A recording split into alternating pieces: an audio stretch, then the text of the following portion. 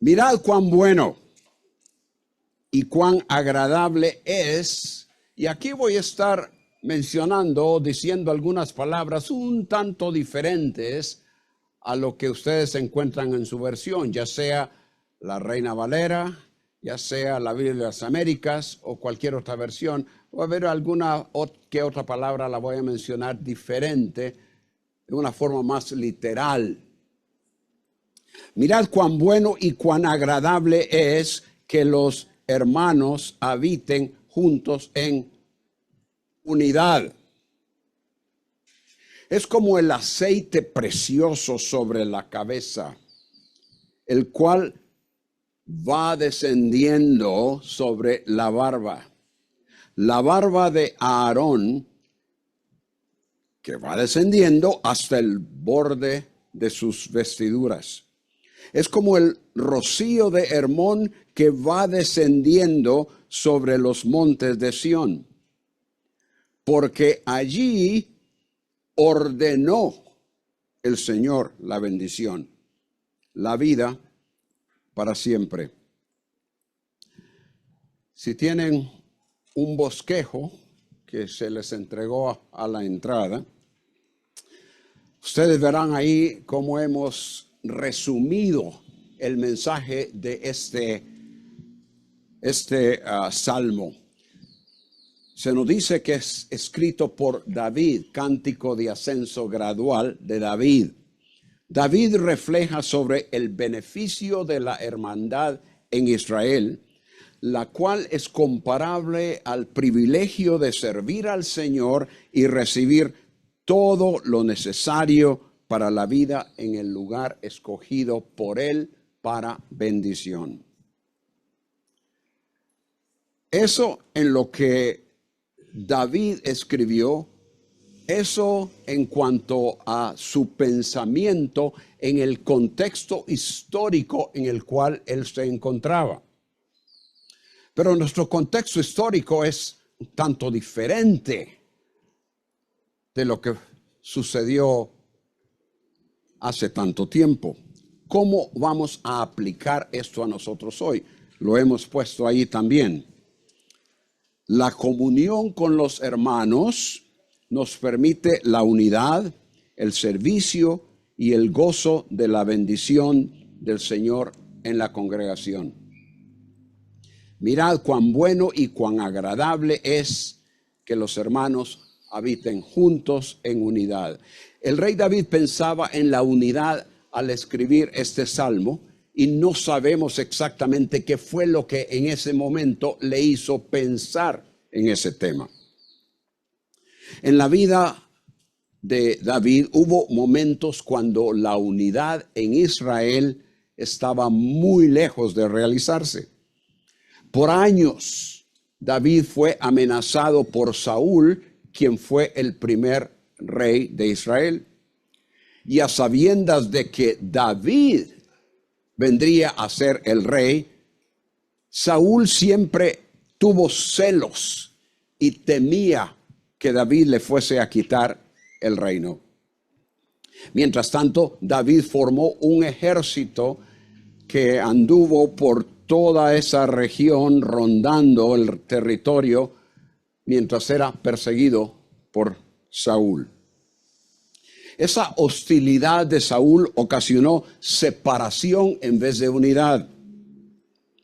Separación no solo entre Saúl y David, sino que entre todo el pueblo. Y aún después de muerto Saúl, tomó 7 años para que las tribus, el resto de las tribus de Israel, aceptaran a David como rey.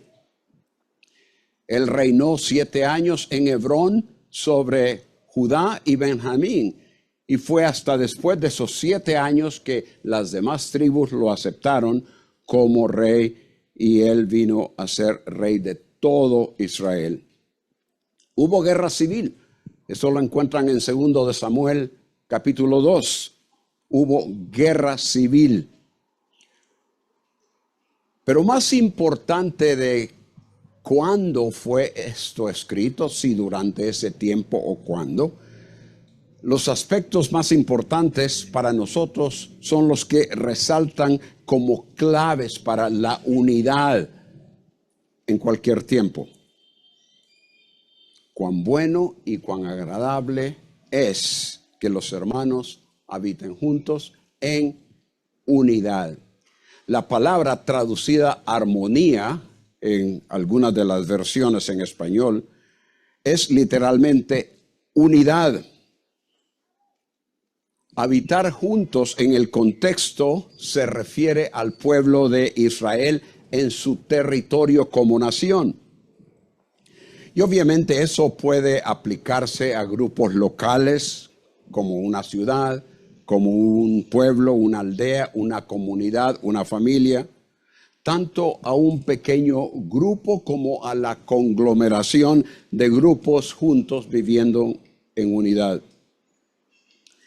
Lo bueno que ahí se menciona, mirad cuán bueno, lo bueno denota lo favorable y beneficioso en contraste a lo nocivo que causa daño. Luego dice lo agradable, y eso agradable se refiere a lo que deleita y satisface, lo hermoso, lo placentero. Eso es lo que la palabra agradable en el idioma hebreo significa.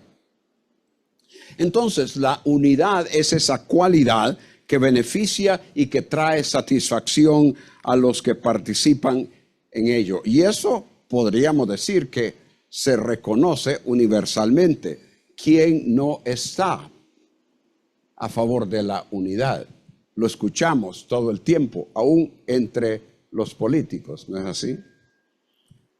Todo el mundo está de acuerdo con que la unidad es algo bueno, positivo, favorable. Pero con todo ese reconocimiento, la unidad es muy difícil de alcanzar. Y por lo tanto, no se logran los beneficios. Y lo que mayormente impide alcanzar unidad, y que es el factor clave que David menciona en este salmo,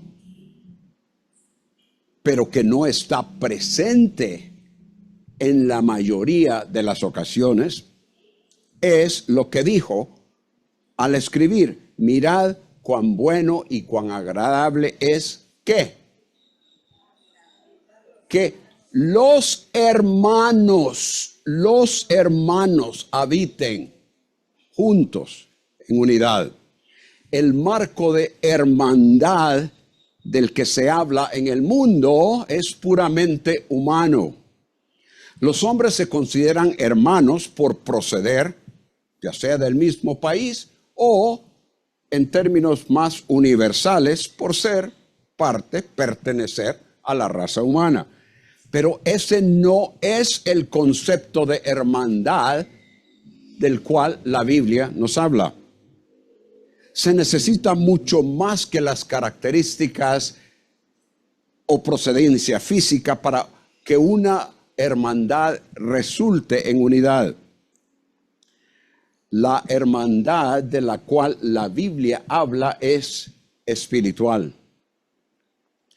Cuando Dios ordenó a Faraón por medio de Moisés que dejara ir al pueblo de Israel que había estado ahí bajo opresión por un buen número de años, el Señor dijo por medio de Moisés a Faraón: así dice Jehová, así dice Yahweh, así dice el Señor, Israel es mi hijo, mi primogénito.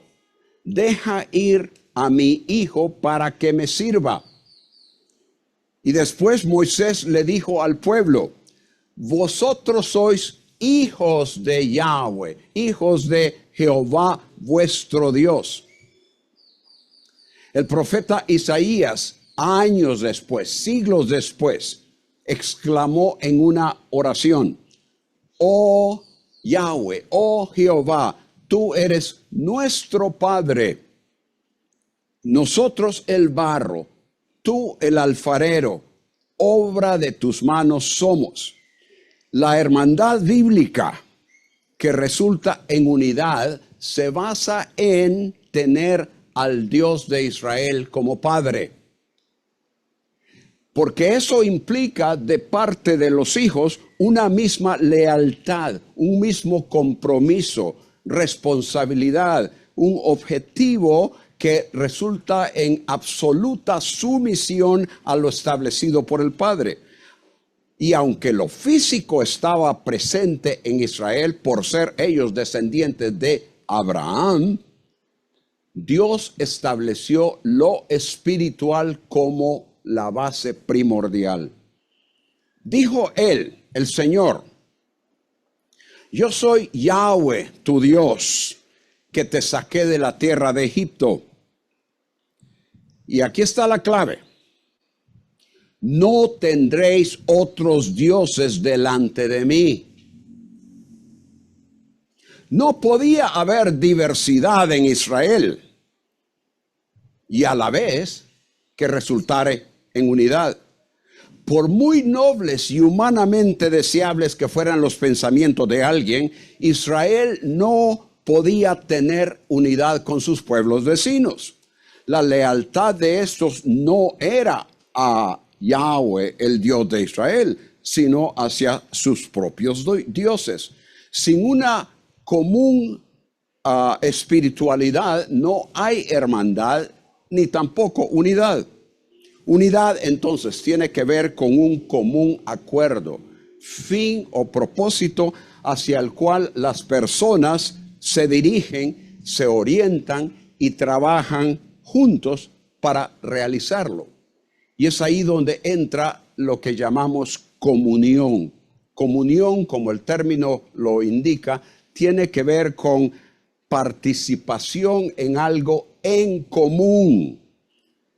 El ejemplo más claro en la Biblia en cuanto a la imposibilidad de comunión por la falta de algo en común, y que más bien es lo opuesto, lo presenta Pablo en 2 de Corintios 6, 14 al 16. Versículos muy bien conocidos. Pablo dice: no estéis unidos en yugo desigual con los incrédulos. Y comienza a hacer ciertas preguntas. Pues, ¿qué asociación tienen la justicia y la iniquidad? ¿O qué comunión luz con las tinieblas? ¿O qué armonía? Noten esas palabras. Habla de yugo desigual, habla de asociación, habla de comunión. ¿Qué comunión la luz con las tinieblas? ¿O qué armonía tiene Cristo con Belial, otro nombre para Satanás? ¿O qué parte un creyente con un incrédulo? ¿O qué acuerdo tiene el templo de Dios con los ídolos? Ninguna de estas cosas concuerda la una con la otra como para unirse. Todo lo contrario, son extremos opuestos.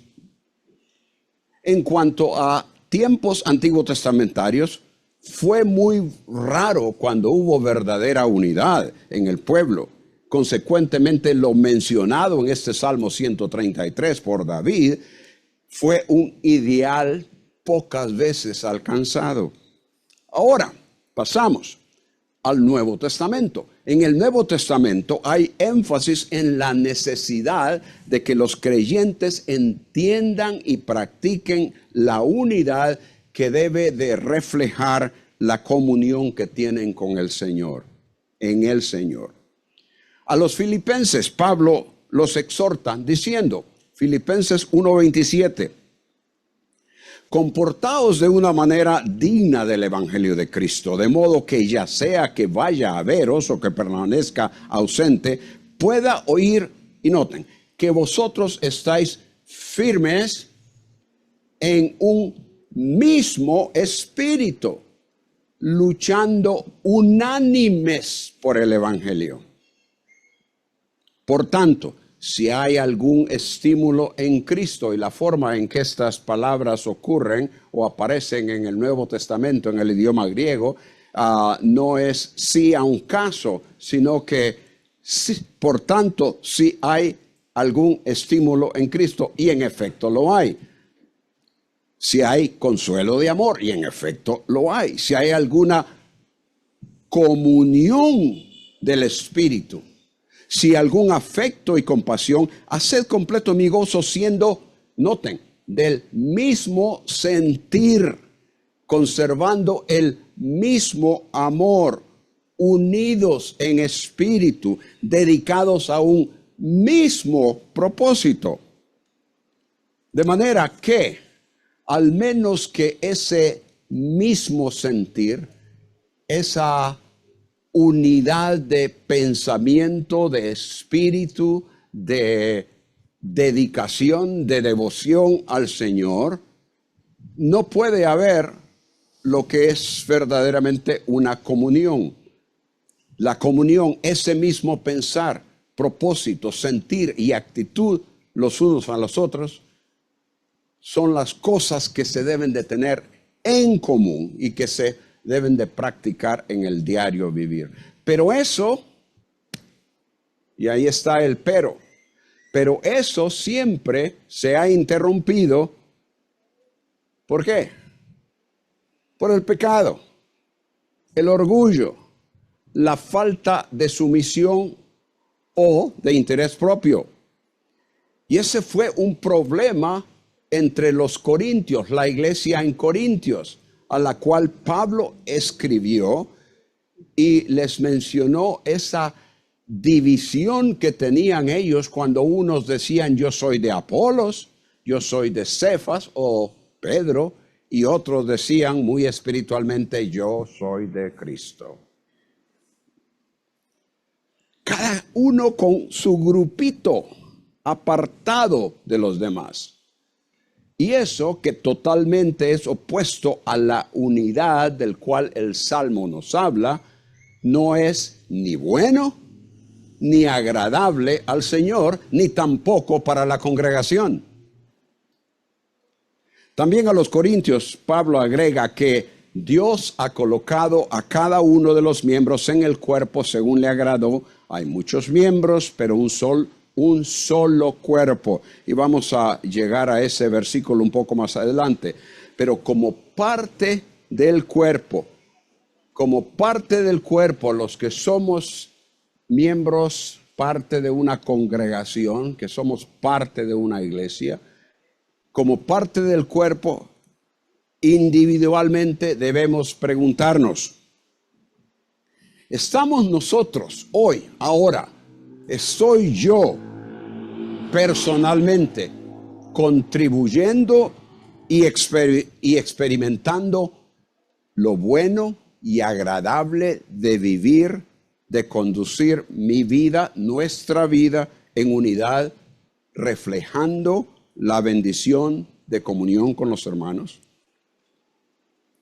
Entonces, en el versículo 1, el principio que hemos observado aquí es que la bendición de comunión se refleja en la unidad de los hermanos. Unidad. En segundo lugar, en el versículo 2 tenemos que la bendición de comunión ofrece también el privilegio de servicio. Noten ustedes una vez más el versículo 2. Es como comienza diciéndonos, hablando de cuán bueno y cuán agradable es esa unidad entre los hermanos.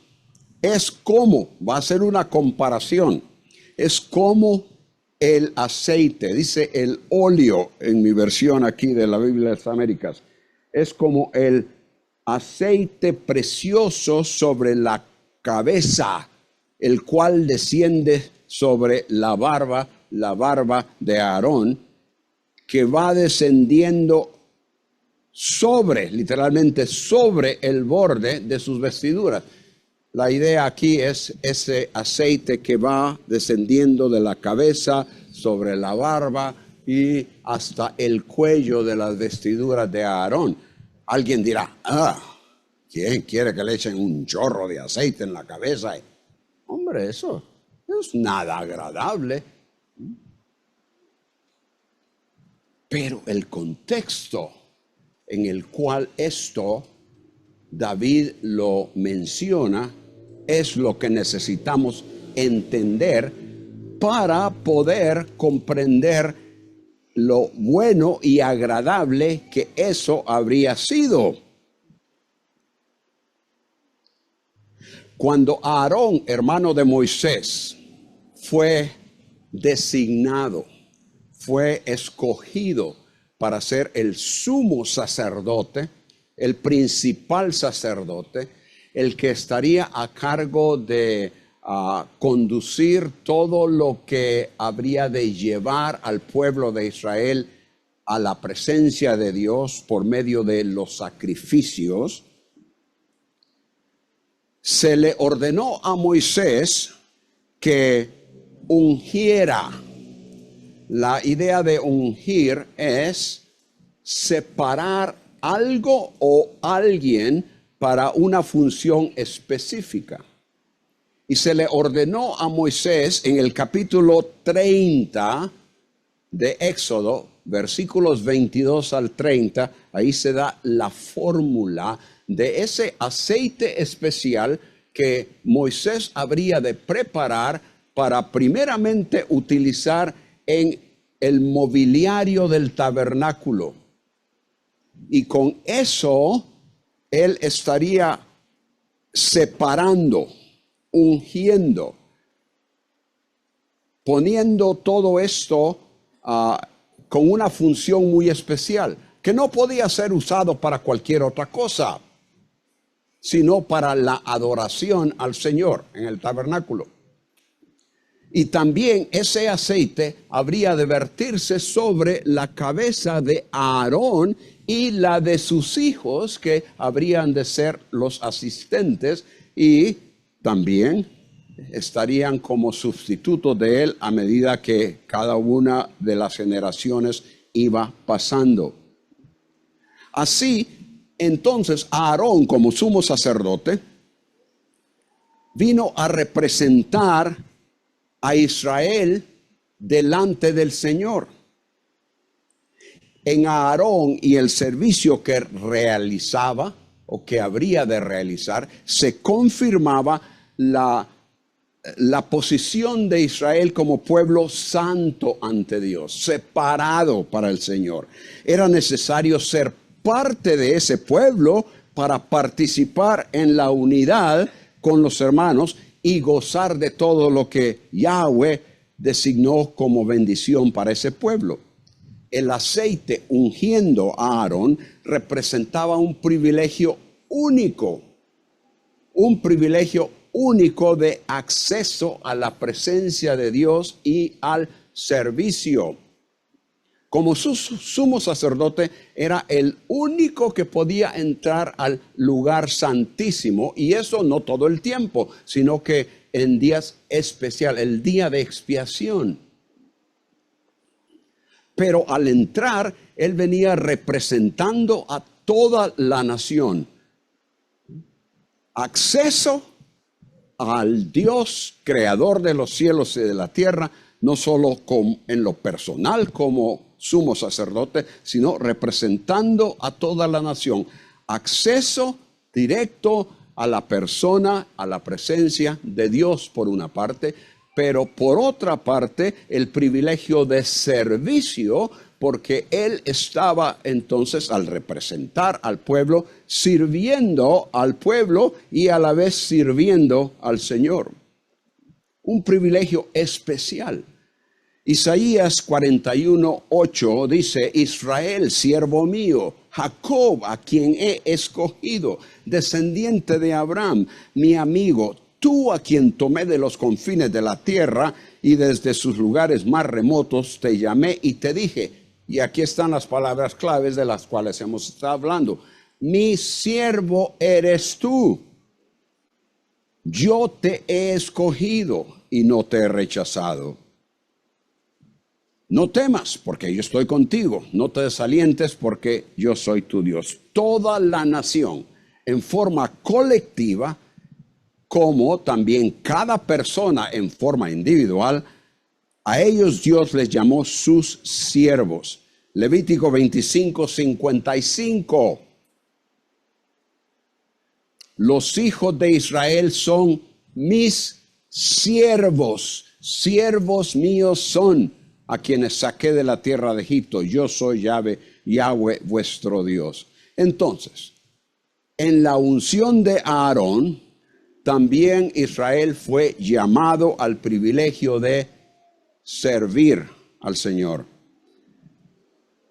La unidad en la cual deberían vivir se comparaba a todo lo bueno y agradable de ser siervo de Dios, de ser ungido para servirle.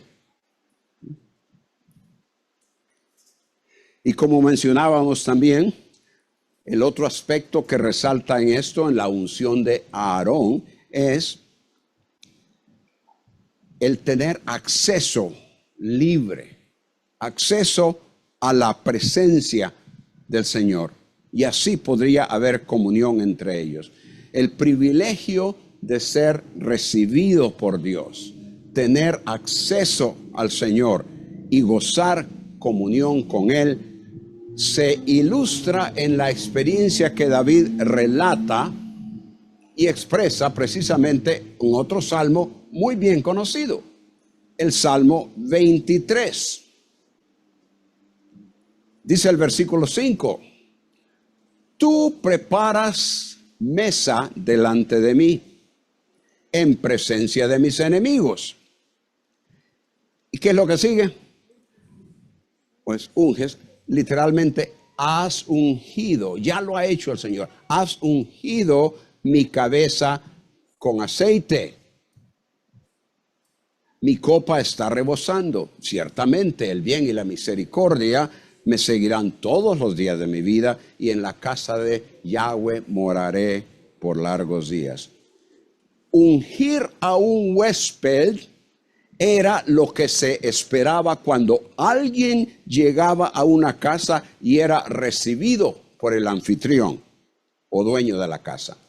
En el Salmo 23 lo que tenemos es que David es recibido con comida y bebida. Se le da la bienvenida con aceite para refrescarse. Era lo natural en ese clima árido de esa región del mundo. Alguien, después de caminar por varias horas en esa aridez, con mucho polvo, al llegar a una casa se le ofrecía un frasquito de aceite para que se refrescara. Y el Señor está aquí recibiendo a David, dándole la bienvenida con aceite para refrescarse después de su jornada, y así él podría habitar, podría quedarse allí en comunión con el anfitrión. Y en el contexto del Salmo, entonces Yahweh, Jehová, es el anfitrión que recibe a David, le da la bienvenida, le colma de toda clase de beneficios y le permite hospedarse, podríamos decir, permanecer con él en su casa.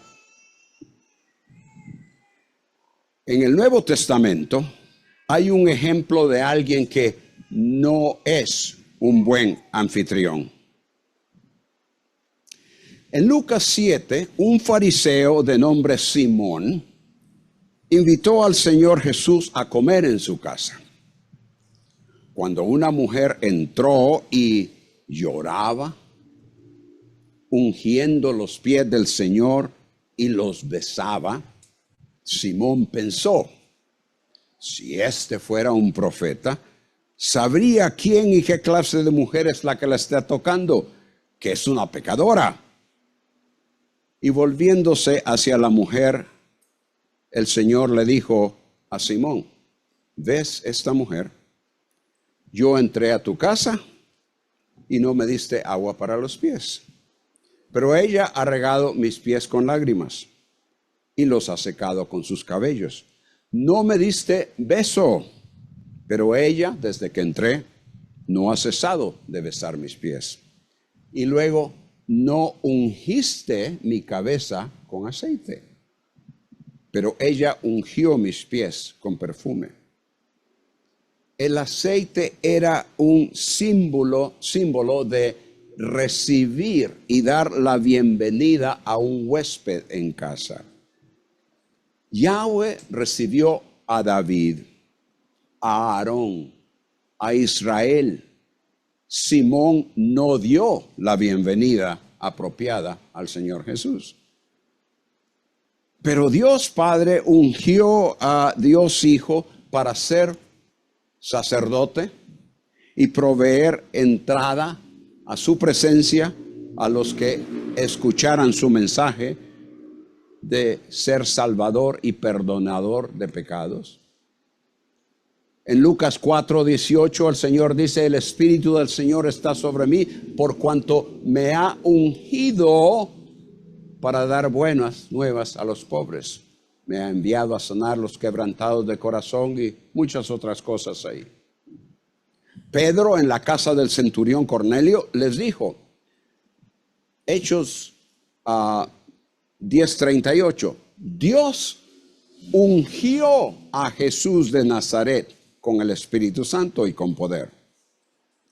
Hebreos, el libro de Hebreos, el capítulo 6 y el capítulo 4 también nos explica que en Jesús tenemos como ancla una esperanza segura y firme, y que Él penetra hasta detrás del velo al lugar santísimo, es decir, a la presencia de Dios. Nos dice que Él entró como precursor, hecho sumo sacerdote para siempre. Entonces, como la unción en el Antiguo Testamento, la unción del sumo sacerdote, tuvo una extensión de acceso y servicio para el pueblo, también con el sumo sacerdote en el Nuevo Testamento. En segunda de Corintios se nos indica que Dios nos ungió. Ya se dijo que el Dios Padre ungió al sumo sacerdote, a Jesús como sumo sacerdote. Y ahora en 2 de Corintios se nos indica que Dios nos ungió y también nos selló y nos dio el Espíritu en nuestro corazón como garantía. Jesús, Hijo de Dios, fue constituido siervo de Dios como sumo sacerdote. Y también nosotros que hemos creído en Él. Pablo les dice a los Romanos 6:22, habiendo sido libertados del pecado y hechos siervos de Dios, tenéis por vuestro fruto la santificación y como resultado la vida eterna. Libertados del pecado y hechos siervos de Dios. Pedro amplía y explica a sus lectores lo que el Señor dijo a Israel cuando concertó el pacto con ellos en Éxodo 19. Y le dice Pedro, vosotros sois, estoy hablando de primera de Pedro 2, 9 y 10. Vosotros sois linaje escogido. Y pasa a decir, real sacerdocio, nación santa, pueblo adquirido por Dios, a fin de que anunciéis las virtudes de aquel que os llamó de las tinieblas a su luz admirable. Vosotros, en otro tiempo no erais pueblo, pero ahora sois el pueblo de Dios. No habíais recibido misericordia, pero ahora habéis recibido misericordia. El hecho de que a través de Cristo, el sumo sacerdote, hemos podido llegar a la presencia de Dios, al lugar santísimo, y en vista de que Él es siervo de Dios Padre. Nosotros que creemos en Él somos también siervos de Él con acceso a la presencia de Dios. Por lo tanto, entonces debemos tener unidad. Esa unidad está en la bendición de comunión y privilegio de servicio. En realidad, más que un privilegio, es una responsabilidad, como los siervos como los siervos tienen responsabilidades para atender y realizar. Por ejemplo, a Timoteo, Pablo le dice: sufre penalidades conmigo. Segunda de Timoteo 2:3. Sufre penalidades conmigo como buen soldado de Cristo. Ningún soldado en servicio activo se enreda en los negocios de la vida diaria a fin de poder agradar a quien lo reclutó como soldado. Y el escritor a los Hebreos: puesto que recibimos un reino que es inconmovible, demostremos gratitud mediante la cual ofrezcamos a Dios un servicio aceptable y con reverencia. Si siendo nosotros miembros de la congregación de los santos, hablábamos de eso anoche, tenemos la bendición de comunión y el privilegio y responsabilidad del servicio a Dios y de los unos a los otros. Necesitamos examinar nuestra práctica, nuestro pensar. ¿Es la unidad que el Señor nos permite tener, en la cual el Señor nos permite tener comunión, algo que personalmente lo encontramos bueno y agradable, o resulta para nosotros una carga y algo desagradable? La bendición de comunión se refleja en la unidad de los hermanos. La bendición de comunión ofrece también el privilegio de servicio. Y en tercer lugar, en el versículo 3, la bendición de comunión se realiza en el lugar designado por el Señor. Esta es la segunda comparación. La primera comparación en el versículo 2 es como el aceite precioso.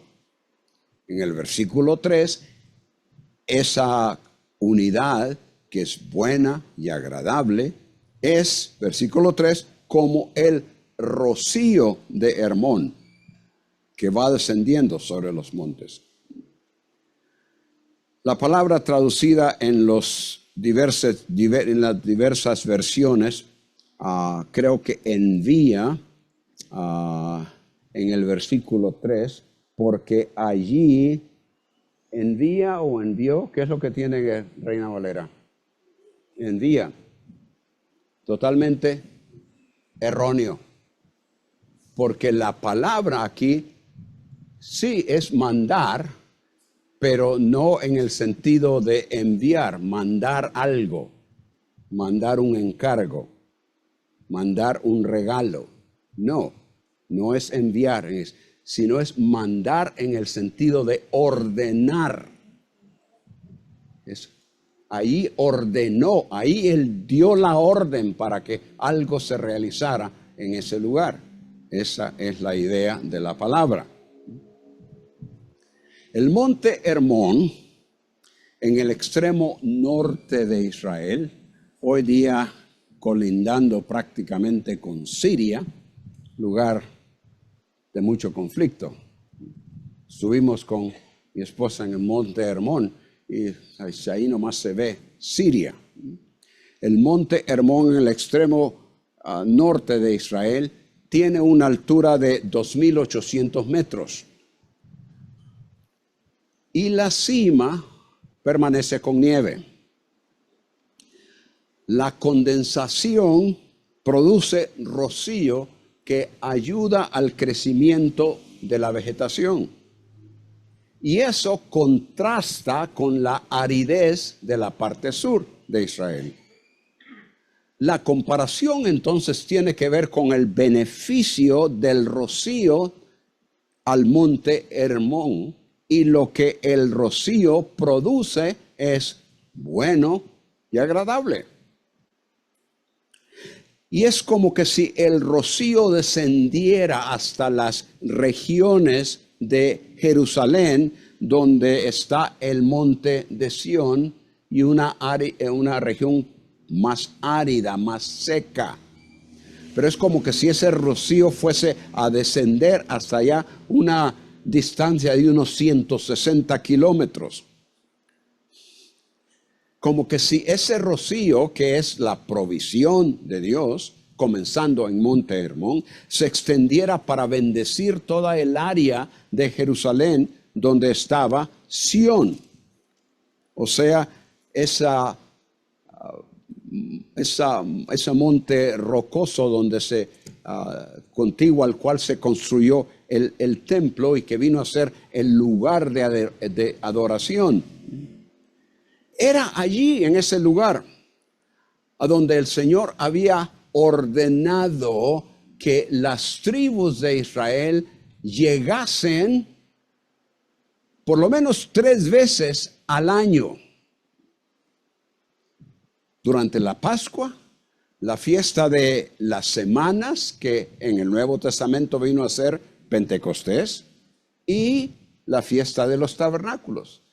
Se esperaba que todo Israel llegase a ese lugar para presentarse delante del Señor, para adorar al Señor, y en esa gran reunión, la oportunidad de tener esa comunión los unos con los otros. Pero era ir a Sión, y eso es lo que hemos estado describiendo a través de estas 2 semanas, comenzando con el Salmo 120.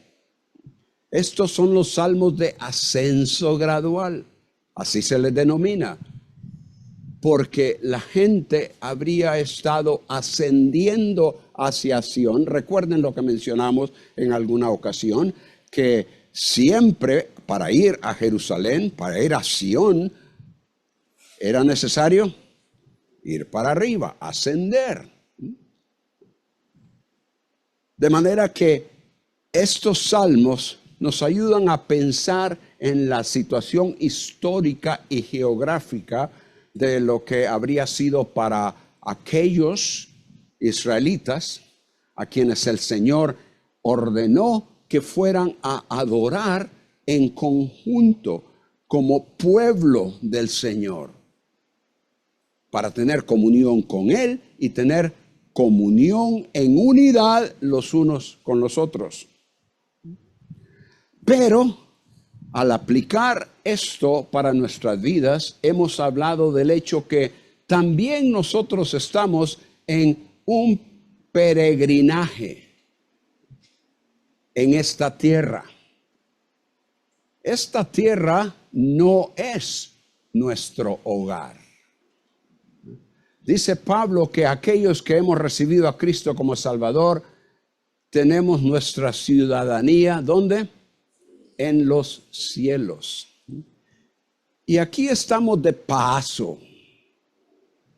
Y a medida que los días pasan, vamos ascendiendo hacia ese momento cuando pasaremos a la presencia del Señor y estaremos presentes en nuestro lugar.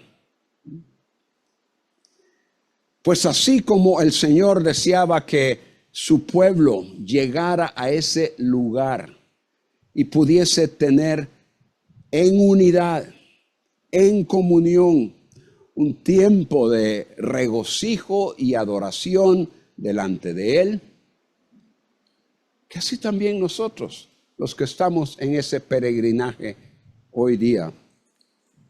Hay 2 pasajes en el Nuevo Testamento que nos ayudan a clarificar quizás esto de la bendición, lo agradable, lo bueno de esa unidad y cómo encajan en en vías de aplicación con lo que tenemos en el Salmo 133. El primero de los pasajes lo encontramos en Efesios capítulo 1. También es un pasaje al cual ya hemos hecho referencia en estas 2 semanas. Efesios capítulo 1.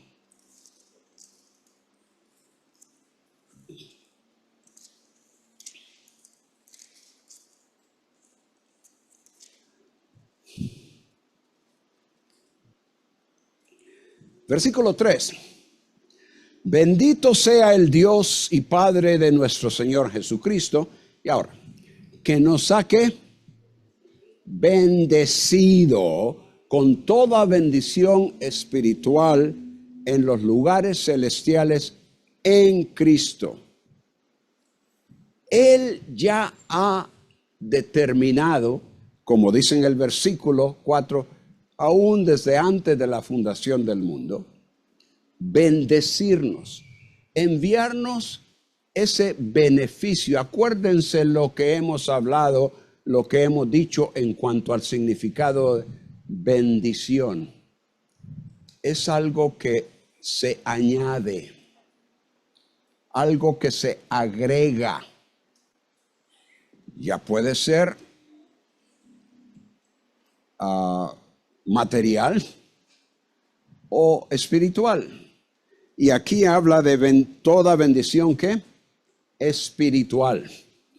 Él nos ha agregado algo, nos ha dado ese privilegio de poder venir delante de su presencia a través del sumo sacerdote. Esa en sí es la mayor bendición que podemos tener.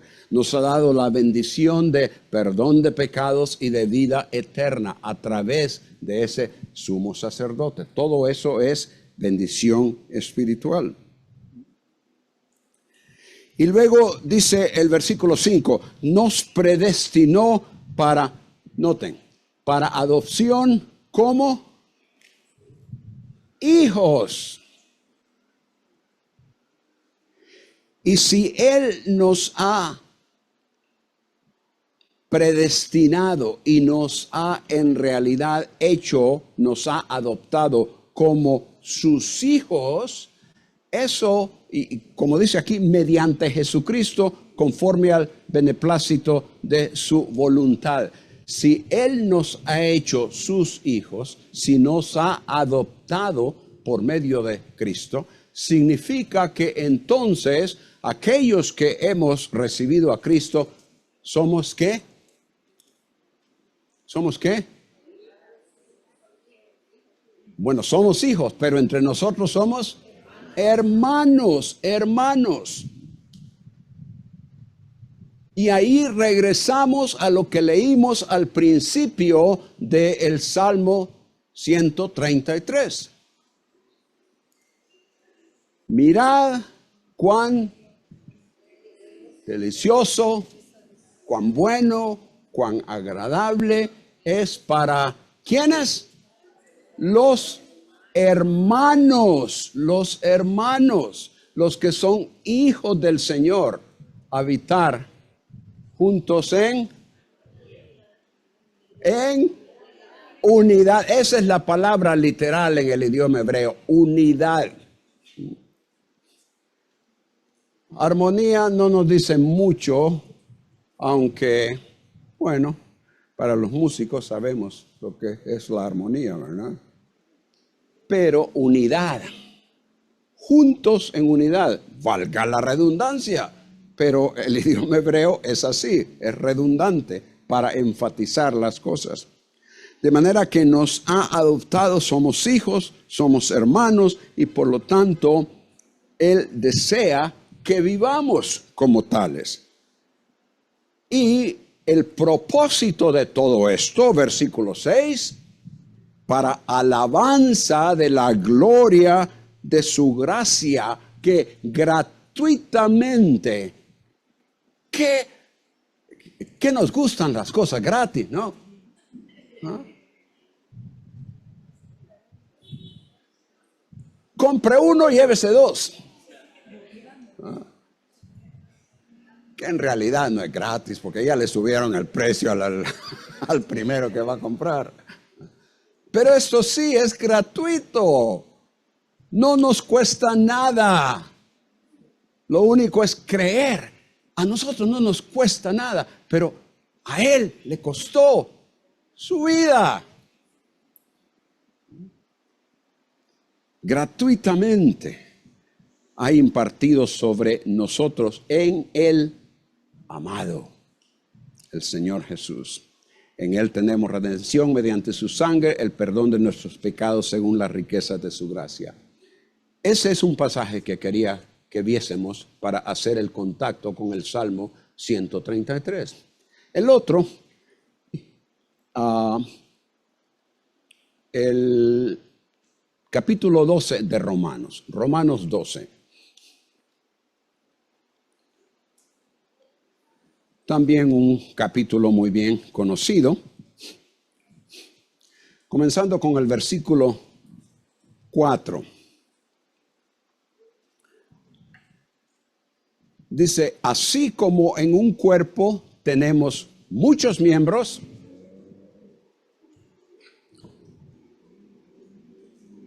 tenemos piernas, pies, dedos, y aquí los encargados de la medicina saben de todos esos detalles. Tenemos brazos, codos, manos, dedos. Así como en un cuerpo tenemos muchos miembros, pero no todos los miembros tienen la misma función. Versículo 5. Así nosotros, que somos muchos, somos un cuerpo en Cristo e individualmente miembros los unos de los otros. De manera que mi pierna derecha, esta cadera, la cual me pusieron algo de metal ahí, es parte de todo el cuerpo. Y así, esos miembros son individualmente miembros los unos de los otros.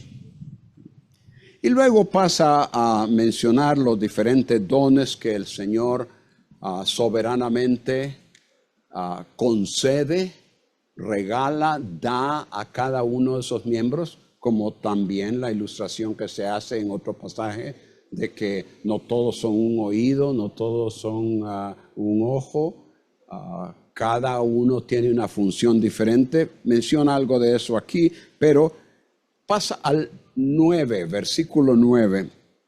El amor, el cual se ha mencionado ya, sin hipocresía. Versículo 11. Bueno, versículo 10, vale la pena leerlo. Afectuosos unos con otros, con amor fraternal. Estamos hablando de los miembros que son parte de ese cuerpo. Con honra, daos preferencia unos a otros. En lo que requiere diligencia, fervientes en espíritu, sirviendo al Señor. Versículo 12, gozándoos en la esperanza, perseverando en el sufrimiento, dedicados a la oración. Pero el punto es que estar en Cristo, estar en ese cuerpo, significa ser parte de Él. Ser parte de ese cuerpo significa que hay unión y coordinación con otros miembros que también son parte del cuerpo. Es decir, que el que es parte del cuerpo de Cristo no lo es en forma aislada.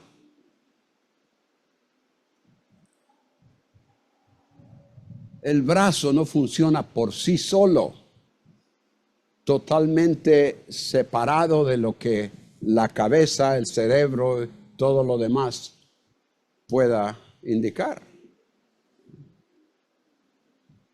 sino que esos miembros del cuerpo funcionan en unión unos con otros.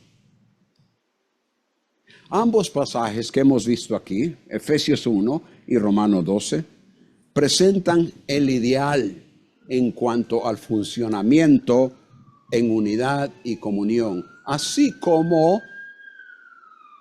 David en el Salmo 133 presenta el ideal en su contexto para Israel. Pero una vez más, la realidad es que la carne interfiere. Como se ve en la experiencia de los corintios con sus diferentes facciones, sus acusaciones en las cortes. Y además de eso, la negligencia que había entre ellos en lo que se refiere a mantener su testimonio al no aplicar la disciplina cuando había necesidad de hacerlo. La irreverencia que se mostraba en la cena del Señor.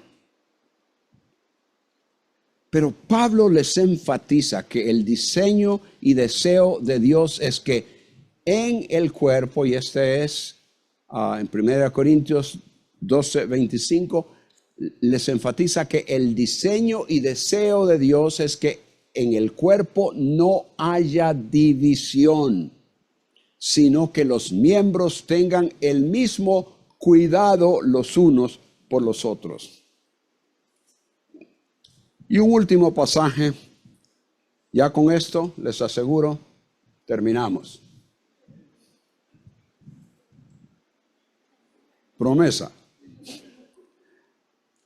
En Colosenses 3, comenzando con el versículo 9, solo voy a leer porciones, no voy a leer todo el pasaje, porque estoy pensando hasta el versículo 17 por lo menos, pero solo voy a mencionar unas frases aquí. Dice, no mintáis los unos a los otros, puesto que habéis desechado el viejo hombre con sus malos hábitos y os habéis vestido del nuevo hombre, es decir, lo que el Señor Jesucristo ha provisto para nosotros en Él, el cual se va renovando hacia un verdadero conocimiento, conforme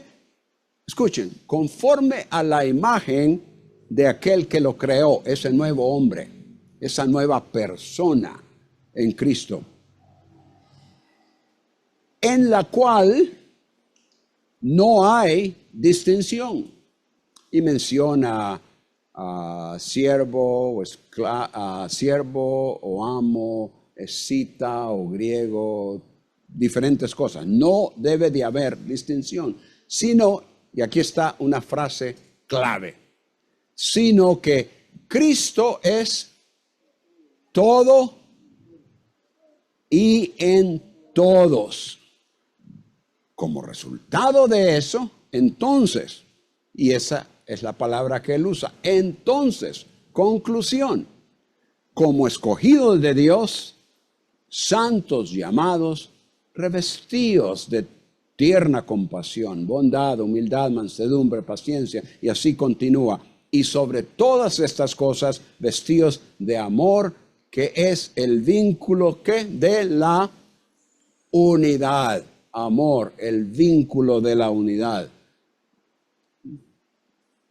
Que la palabra de Cristo habite en abundancia en vosotros, en toda sabiduría, enseñándoos y amonestándoos unos a otros. Y hacia el final, en el versículo 17 dice, hacedlo todo en el nombre del Señor Jesús, dando gracias por medio de él a Dios el Padre.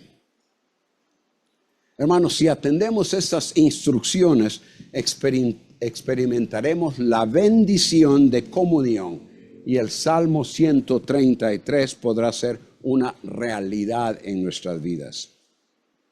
Mirad cuán bueno y agradable es que los hermanos habiten juntos en unidad.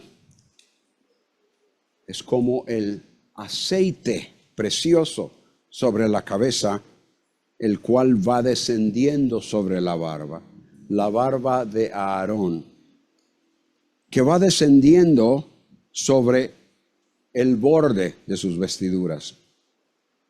Ahora podemos entender que no está mal un poco de aceite sobre la cabeza, ¿verdad? Es como el rocío de Hermón, que va descendiendo sobre los montes de Sión, porque allí, en ese lugar, en Sión, para el Antiguo Testamento, el Señor, Yahweh, ordenó la bendición. Cuando habla ahí de la vida para siempre, hermanos, debemos de mencionar esto. No está hablando de lo que nosotros consideramos y entendemos del Nuevo Testamento en lo que se refiere a vida eterna. No, vida para siempre tiene la idea de la continuidad de generación en generación, que pudiera recibir la bendición de la presencia ante el Señor y la unidad entre ellos, porque la idea en Israel en ese tiempo era poder continuar en la tierra que el Señor les había dado indefinidamente, generación tras generación. Pero a nosotros se nos ha prometido algo mejor, una vida eterna en la presencia del Señor. Hasta que lleguemos ahí, habremos de experimentar lo bueno y agradable de nuestra unidad. Espero que sí. Que este salmo y estos pasajes nos ayuden a aplicar estas cosas a nuestra vida diaria. Oremos. Padre, confesamos nuestra insuficiencia, confesamos nuestra carnalidad, nuestro egoísmo, nuestro interés propio, y rogamos, Señor, que nos perdones, pero que a la vez nos ayudes con el Espíritu Santo que tú nos has dado para que nos fortalezca y corrija lo que necesita ser corregido en nuestras vidas, para que verdaderamente contribuyamos a ese ideal, a esa meta que tú tienes para los que conocemos a Cristo, que vivamos verdaderamente juntos en unidad para alabanza tuya, para gloria de tu nombre, para bendición nuestra. Lo rogamos en el nombre de Cristo. Amén.